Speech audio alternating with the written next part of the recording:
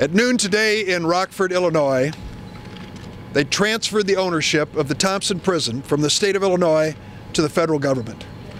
That transfer took place when a check for $165 million was deposited in the court.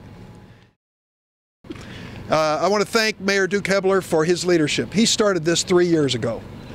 It was his idea to transfer this from the state to the federal government.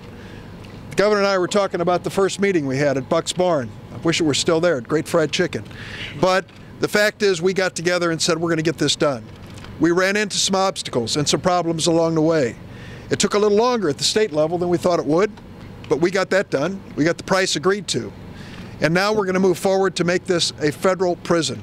And it's going to be one of the best in America. And it's going to create 1,100 good-paying jobs right here in this community, something we desperately need.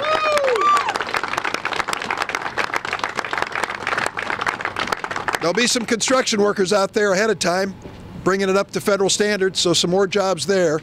It's going to help the businesses in town here and all around. People are going to be buying homes and cars, and they're going to be putting a breath of life back into the economy. Well, let me give special credit not only to Mayor Duke Hebeler, but let me also give special credit to the person who made it happen today. It was March 16th when I happened to have the privilege to fly on Air Force One with President Obama. I told him the story of the Thomson prison. He said, "Oh, I remember that prison. It's been empty for a long time, hasn't it?" I said, "Yes." And I said, "We need it in the federal prison system. We've worked out an agreement between the state of Illinois and the federal government, and we've run into a roadblock on Capitol Hill."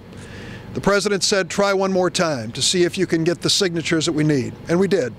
We sent a letter and asked for the signature, and we couldn't get it. I went back to the president and said, "I'm sorry to tell you, but I'm going to have to ask you to keep your promise." He said, "I'll keep my promise to you and to Thomson, Illinois." And so his decision today to move forward on this came at the highest level. It's a commitment from a man who knows this state, a man who represented this state in the United States Senate, and a man who hasn't forgotten his home state of Illinois. So what we see today is an opportunity. What started 14 years ago in a quest for a prison and the construction of a prison that virtually never opened as it should have is now reached the point where it's going to become one of the best federal penitentiaries in the United States of America, creating good jobs, keeping America safe, giving this community and communities all around it an opportunity to be proud of our effort here.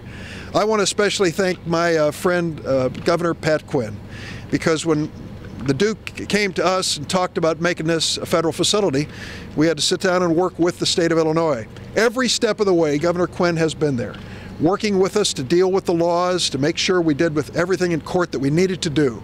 And because of his determination to get this done, this is a great, successful day for the state of Illinois as well.